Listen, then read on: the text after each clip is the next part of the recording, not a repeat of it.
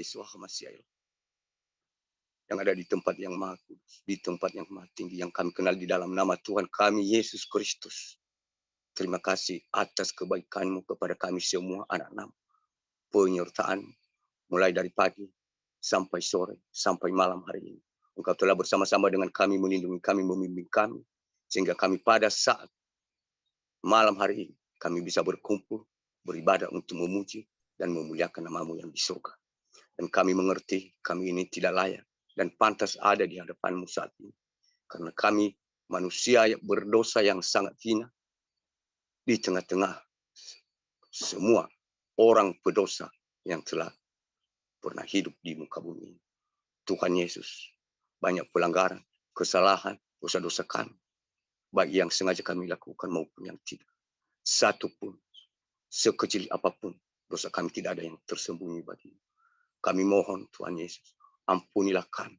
Ampuni kamilah dengan kuasa darah-Mu yang kudus, yang telah tercurah dari atas tiang kayu salib. Basuhlah kami, sehingga Roh Kudus-Mu akan berdiam di dalam hati kami masing-masing anak-anak. Sebentar lagi, kami akan mempersiapkan diri kami untuk membacakan kebenaran firman. Dan kami hanya manusia biasa. Dan kami mohon, Engkaulah yang memakai bibir lidah kami. Kami hanya alat untuk mengatakan apa isi hati-Mu kepada anak-anak, baik pasukan 77, surgawi besi, dan terlebih-lebih anak-anak-Mu, penonton di live streaming itu kami. Segala kuasa kegelapan, roh penghulung di udara, terlebih-lebih kesibukan pikiran kami, kesibukan hati kami yang menjauhkan kami untuk fokus mendengarkan kebenaran firman, sehingga kami bisa nanti mendengar dan masuk ke dalam loh hati kami, menjadi suluh dan terang untuk menjalankan hari-hari kami. Segala puji syukur, hormat, kuasa, dan kemuliaan hanya kami anggukan di dalam satu nama, yaitu Tuhan Yesus Kristus. Haleluya, haleluya, haleluya, amin.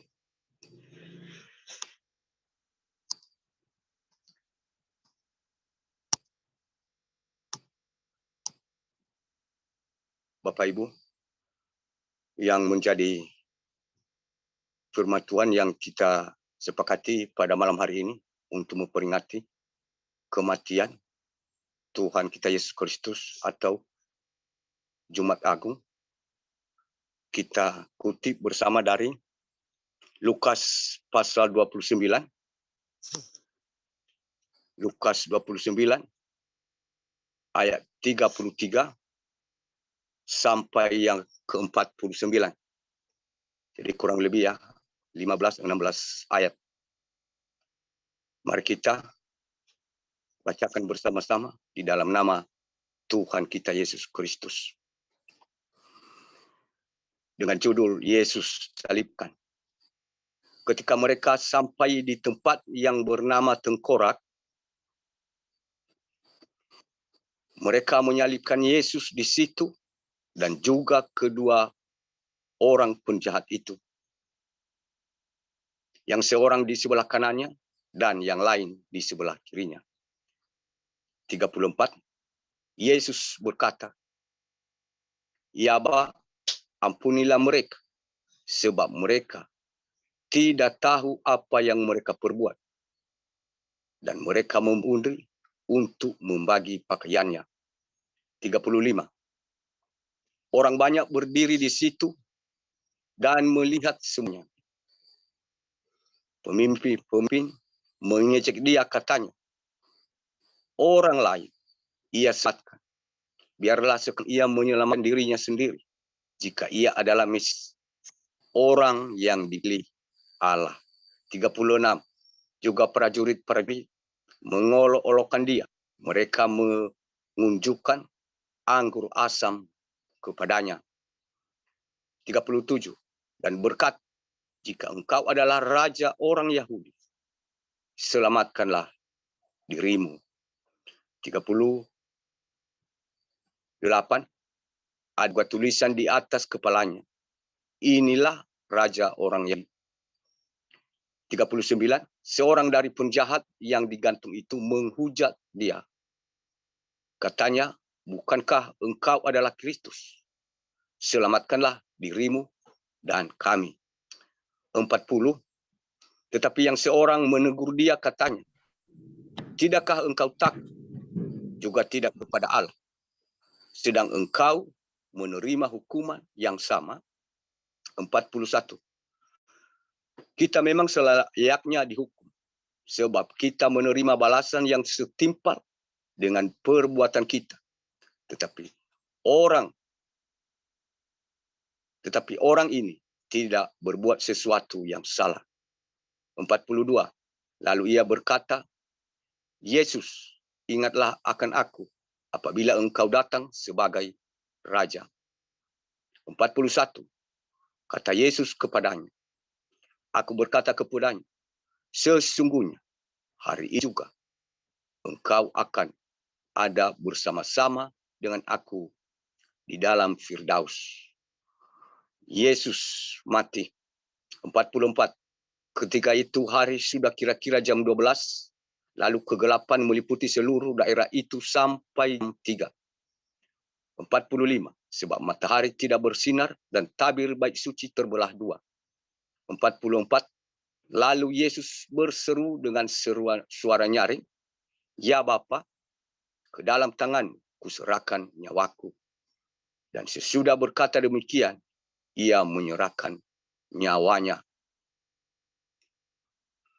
47. Ketika kepala pasukan melihat apa yang terjadi, ia memuliakan Allah.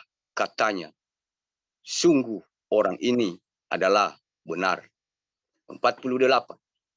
Dan seluruh orang banyak yang datang berkerumun di situ untuk tontonan itu. Melihat apa yang terjadi itu, pulanglah mereka sambil memukul diri. Dan 49. Semua orang yang mengenal Yesus dari dekat, termasuk perempuan-perempuan yang mengikuti dia dari Galilea, berdiri jauh dan melihat semuanya itu. Demikian firman Tuhan. Dan sebelumnya kami menyapa kita semua, pasukan 77 surgawi besi. Salam Elohim. Dan salam Elohim juga buat pemirsa penonton di live streaming YouTube kami. Kami mengucapkan selamat malam, selamat bergabung, selamat beribadah. Salam damai sejahtera, salam sukacita di dalam kasih Tuhan kita Yesus Kristus. Haleluya, amin. Dan dari kebenaran firman Tuhan yang telah kita bacakan ini Bapak Ibu, dan saya yakin bahwa saya hanya sebagai perantara atau hanya untuk mengingatkan kepada kita masing-masing pribadi.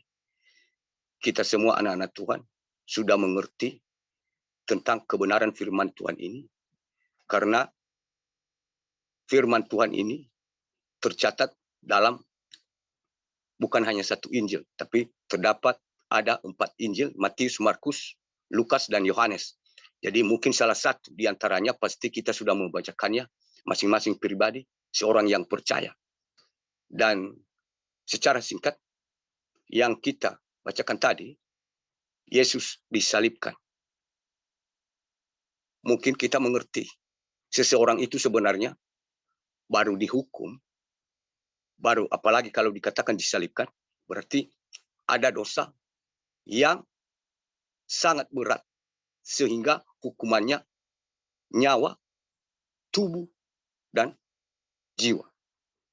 Jadi itu yang dikatakan hukuman yang disalibkan dan lebih parah dari kematian atau penjara, karena dia itu disalibkan. Jadi sebelum ini mungkin kita sudah tahu mengerti bahwa dari perjanjian lama 16 nabi telah menubuatkan bahwa Tuhan Yesus turun ke dunia dan akan menderita, dan semua yang dikatakan dinubuatkan nabi itu harus digenapi di firman Tuhan ini yang sudah kita bacakan Bapak Ibu. Jadi sedikit saya jelaskan, karena banyak kesalahpahaman dari orang mungkin orang seberang ya berkata bahwa kita ini menuhankan manusia karena menuduhkan Yesus itu manusia, tapi kenapa manusia dijadikan Tuhan? Tapi kita di sini ya memahami secara jasmani memang seperti begitu, tapi secara rohani bukan manusia yang menjadi Tuhan. Tapi di sini firman Tuhan saya menjelaskan bahwa bukan manusia yang menjadi Tuhan, tapi Tuhan yang menjadi manusia. Jadi kadang ada orang-orang seberang mengatakan begitu, tapi kita jelaskan bahwa bukan manusia yang menjadi Tuhan, tapi Tuhan yang menjadi manusia. Nah, di sini di ayat 33 dikatakan, ketika mereka sampai di tempat yang bernama tengkorak, berarti kita tahu kalau dikatakan tengkorak itu ya, artinya di situ karena sudah banyak orang yang disalibkan dan mati di situ, tulang belulang semua itu, sehingga bisa terbentuk sebuah bukit atau gunung. Karena betapa banyaknya orang yang sudah dihukum mati di situ dengan cara disalibkan. Berarti mati dengan mengerikan, mengganaskan, dan sangat menyakitkan Bapak Ibu. Jadi sehingga Bukit Golgota itu dikatakan bukit tengkorak. Berarti sangat ditakuti karena kematian di situ menyedihkan, menakutkan, dan dianggap semua orang-orang yang mati di situ adalah orang-orang berdosa.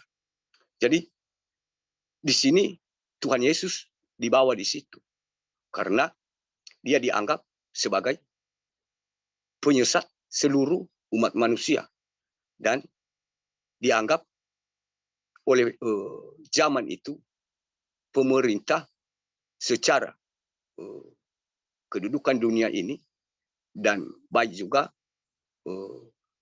ahli Taurat yang dipercayai sebagai pemuka agama, mereka akan tersingkir dari jabatan mereka masing-masing. Karena Tuhan Yesus menelajangi semua kebenaran itu yang sebenarnya, bukan seperti yang dilakukan oleh ahli-ahli Taurat. Dan begitu juga seperti pemerintah termasuk Herodes, Pilatus, dan banyak lagi imam-imam lainnya. Jadi mereka menyembunyikan kebenaran itu bahwa hanya diberlakukan kepada pendengar, sedangkan kepada pengatakan cukup berpakaian rapi, dan itulah kelebihan sebagai seorang imam menurut mereka. Tapi Tuhan Yesus menjelaskan itu semua. Dari situ makanya Tuhan Yesus ini mereka salibkan. Dan ini Bapak Ibu, pada saat Tuhan Yesus dibawa ke bukit tengkorak tersebut dan mereka tangkap penjahat untuk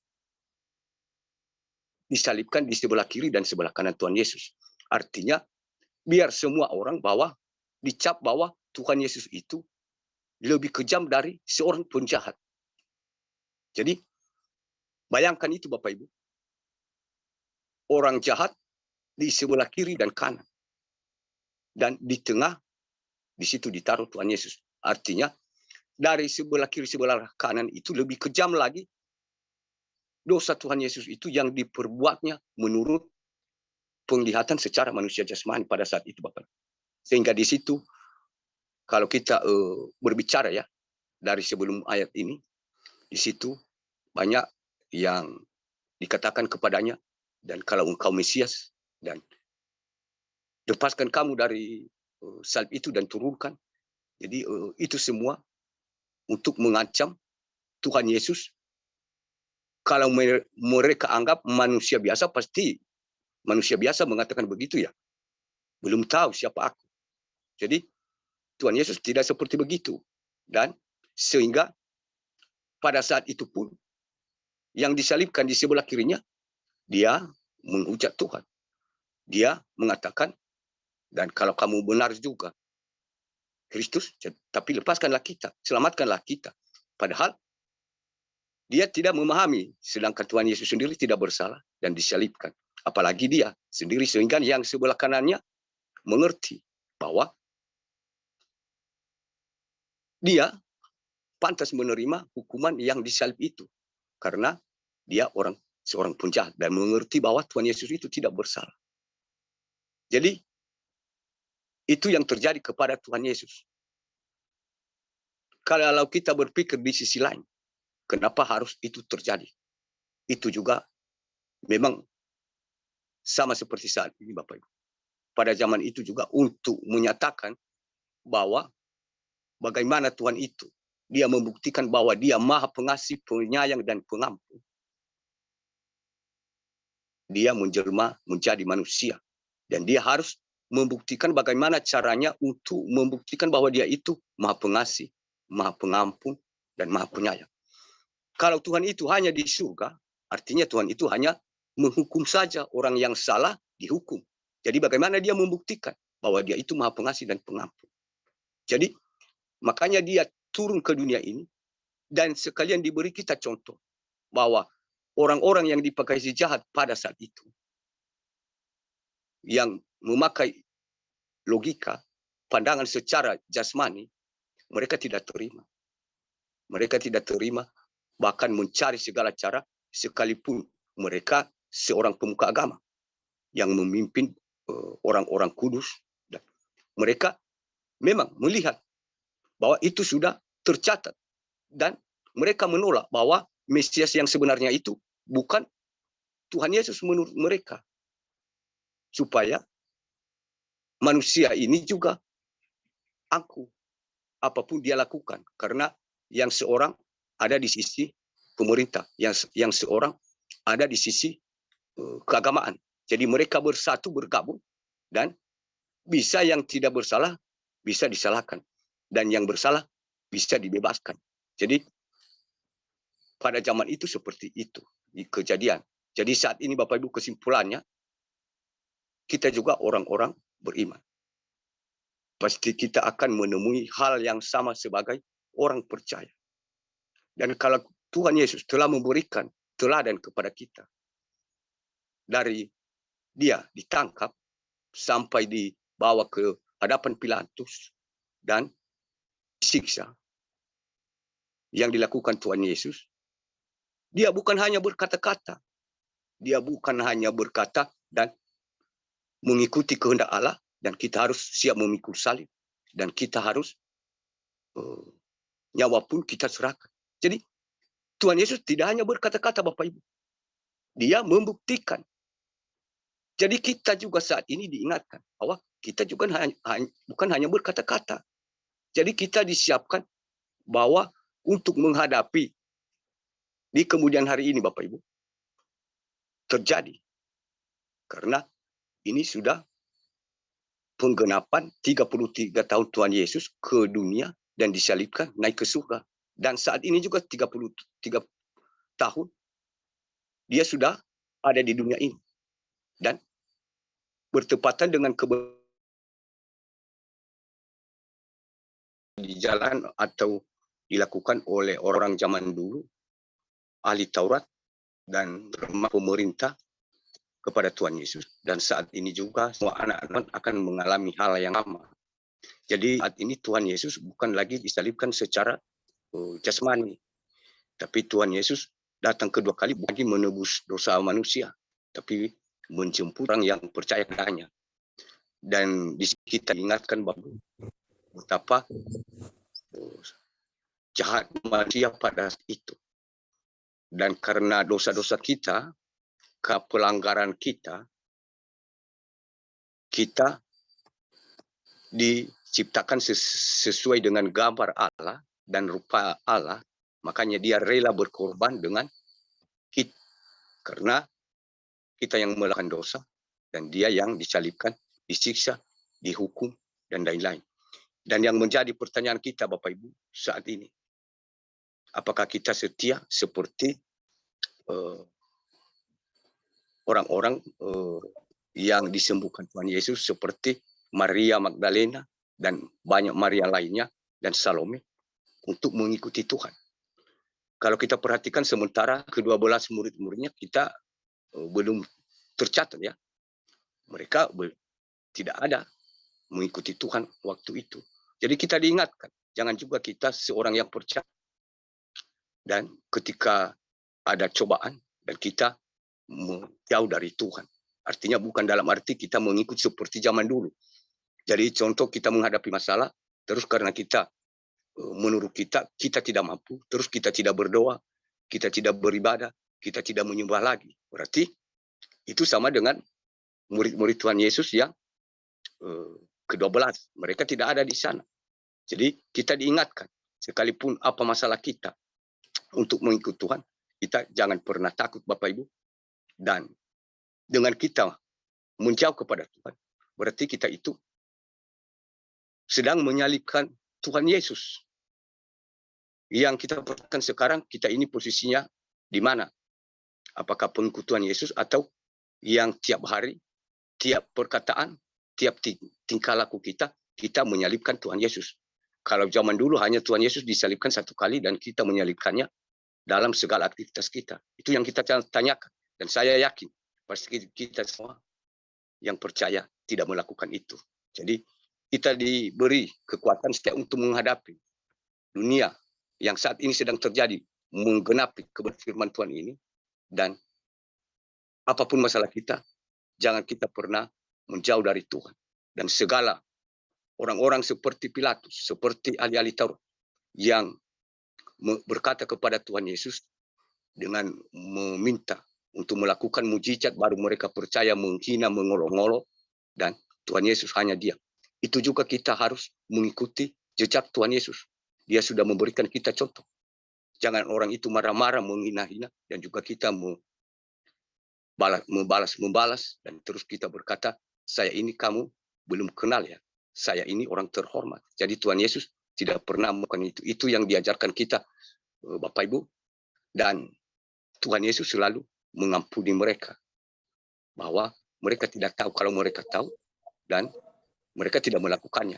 Jadi itu Bapak Ibu yang diajarkan kita untuk menghadapi masalah yang akan di kemudian hari kita hadapi.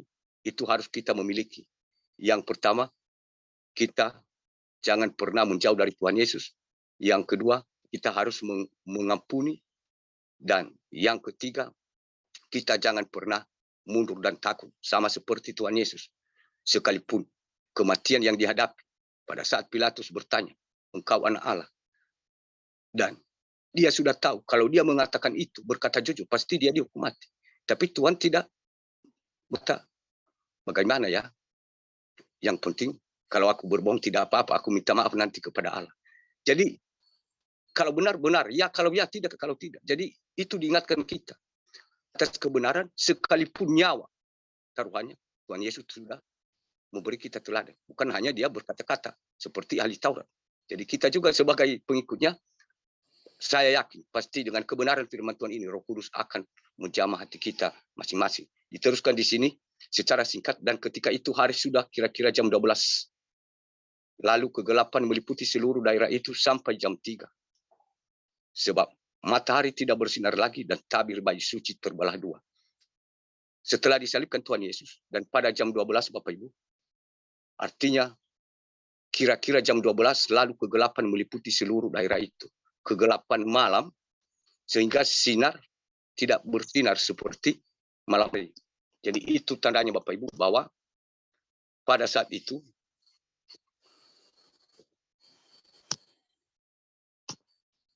Tuhan akan menyerahkan nyawanya kepada Allah dan berkata, aku serahkan nyawaku. Artinya itu bukti Bapak Ibu bahwa orang bersalah itu disalibkan karena dipaksa. Bukan seperti orang yang mati kalau disalibkan atau di penjara dan dia mati, tapi karena dosanya. Jadi tidak ada tanda-tanda yang bisa membuat seluruh dunia, seluruh muka bumi ini menjadi pertanyaan besar kepada mereka. Jadi dari situ mereka baru mengerti satu persatu yang mengolok-olok dia tadi, baru memukul-mukul diri bahwa ini tadi orang benar. Tapi sayangnya sudah terlambat Bapak Ibu. Baru mereka tahu, tapi sudah duluan mereka olok-olok dan salibkan. Dan sekalipun mereka itu menyalibkan Tuhan Yesus, mengolok-olok, mengejek-ngejek, kita bersyukur Bapak Ibu. Sebelum Tuhan Yesus menghembuskan nafas terakhir, dia sudah ampuni mereka. Daripada ketika Yudas lebih duluan mati sebelum Tuhan Yesus berkata, ampuni mereka Bapa. Jadi di sisi lain kita juga bertanya, Yudas seorang pengikut Tuhan Yesus dan dosanya tidak terampuni karena dia sudah duluan gantung diri sebelum Tuhan Yesus mengatakan bahwa ampunilah mereka. Jadi sedangkan orang yang menyakiti dia, menyalibkan dia yang tadi terselamatkan Bapak Ibu. Jadi di kemudian hari terjadi saat ini Bapak Ibu. Juga orang yang terdahulu akan terkemudian dan terkemudian akan terdahulu. Jadi diberi kita peringatan bahwa di kemudian hari kita tidak bisa tahu kapan waktunya. Terjadi hari seluruh daerah itu sampai jam 3. Berarti menggenapi firman Tuhan ini pasti juga terjadi di dunia ini nanti. Ada 3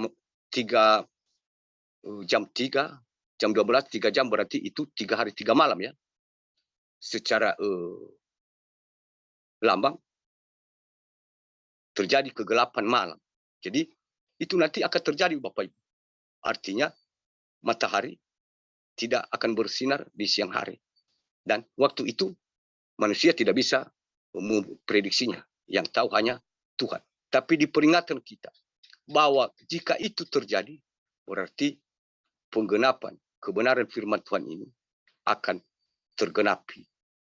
Artinya di ayat yang terakhir ini, kalau kita melihat tabir bait suci terbelah 2. Artinya dunia ini akan terjadi perpisahan antara 2 kerajaan. Berarti kerajaan itu kerajaan 66 dan kerajaan 77. Tapi sekalipun kita sama-sama di muka bumi ini, sama seperti bangsa Israel. Mereka sama-sama ada di Mesir. Tapi 10 tulah tidak pernah menimpa mereka. Sekalipun di tengah-tengah kota itu ada mereka. Tapi kita juga seperti begitu Bapak Ibu. Kita jangan pernah takut. Apa yang terjadi di kemudian hari. Kita tidak pernah takut Bapak Ibu. Untuk mengikut Tuhan. Mari kita menjadikan kita sebagai perempuan-perempuan yang mengikuti Tuhan Yesus. Dan selalu melihat dia. Mengikuti dia. Jangan sampai kita menjadi seperti murid-murid Tuhan Yesus. Tapi mereka tidak ada di situ. Jadi sementara yang belum kenal Tuhan Yesus. Hanya beberapa kali mereka lebih setia. Jadi kita diingatkan dengan berbagai macam masalah yang kita hadapi. Sekalipun dikejar, kita jangan perlu takut Bapak Ibu. Karena Tuhan Yesus sudah mengalahkan maut, sudah mengalahkan semua kuasa-kuasa dunia, kuasa iblis yang memakai orang-orang. Dan kalau kita percaya, Tuhan Yesus sudah mengalahkannya, pasti juga kuasa itu sudah ada dalam diri kita. Asalkan kita pasrahkan kepada Tuhan Yesus. Dan segala yang kita lakukan, kita libatkan Tuhan Yesus. Dan pasti dia memberi kita kemenangan. Karena dia sudah menang dan pasti kita pengikutnya juga akan menang. Sudah kita lepas dari kematian karena dengan kematian Tuhan kita Yesus kalau kita percaya. Itu jembatan untuk menuju keselamatan. Dan sekalipun waktunya mungkin yang sebenarnya secara acara manusia jasmani semalam atau kemarin Bapak Ibu, Jumat Agung. Tapi kebenaran firman Tuhan mengatakan bahwa Tuhan Yesus itu baik dahulu dan sekarang sampai selama-lamanya tetap sama. Jadi jangan kita berkata ya sebenarnya semalam. Tapi itu semalam mungkin itulah kehendak Tuhan yang kita tidak tahu ya. Manusia merancang, Tuhan yang menentukan. Jadi saat ini Tuhan Yesus tidak membatasi waktu. Sama seperti yang dilakukannya sebelum dia ditangkap, dia disalibkan, dan dia melakukan perjamuan malam bersama murid-muridnya. untuk menguatkan murid-muridnya menghadapi segala masalah, sekalipun pada saatnya nanti mereka tercerai-berai. Tapi dengan kita melakukan perjamuan kudus pada saat ini, kita bukan seperti murid-murid Tuhan Yesus yang dulu. Jadi mari kita melakukan perjamuan bersama Tuhan Yesus saat ini. Dia meminta kita untuk mempersiapkan kita untuk menghadapi apa yang segera terjadi. Dan mari kita segera bereskan semua apa yang menjadi pelanggaran kesalahan kita masing-masing pribadi. Mungkin sebelumnya saya sudah informasikan yang harus kita lakukan mengakui dosa kesalahan. Pasti saudaraku sudah melakukannya. Dan saat ini kita disuruh, sekalipun menurut kita pandangan manusia sudah terlewatkan menurut jadwal manusia, tapi menurut kebenaran firman Tuhan tetap sama. Tidak ada bedanya. Yang Tuhan lihat adalah bagaimana hati kita untuk membersihkan diri dari dosa, dari kesalahan, karena dia sudah mau mengalahkannya, sudah dia kalahkan. Jadi untuk apa kita pas jadwal Jumat Agung, hari Jumat, jadi sekalipun hati kita sudah gelap, tapi ya yang penting sudah kita ikutan perjamuan, berarti kita diselamatkan. Tidak. Jadi hati kita yang dimintanya supaya bisa menjadi tempat Roh Kudus dan kegelapan itu tidak akan bersatu dengan kita.